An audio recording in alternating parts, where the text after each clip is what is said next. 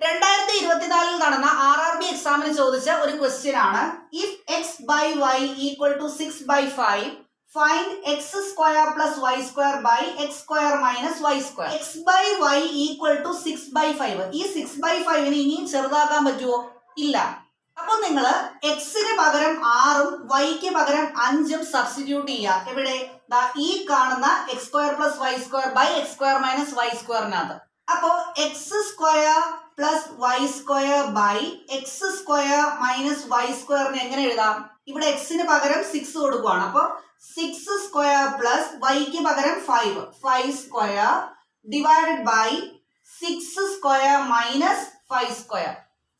അപ്പൊ 6 സ്ക്വയർ 36 ആണ്, plus 5 square 25 divided by 6 square 36 minus 5 square 25. അപ്പൊ 36 പ്ലസ് 25 61, 36 മൈനസ് 25 11. അപ്പൊ നമ്മുടെ ആൻസർ 61/11 ആണ്. ഓപ്ഷൻ സി ആണ് correct answer. If a by b equal to 11/10 then a square plus b square divided by a square minus b square equal to എത്രയാണ്? ഇതിന്റെ answer നിങ്ങൾ comment ചെയ്യുക.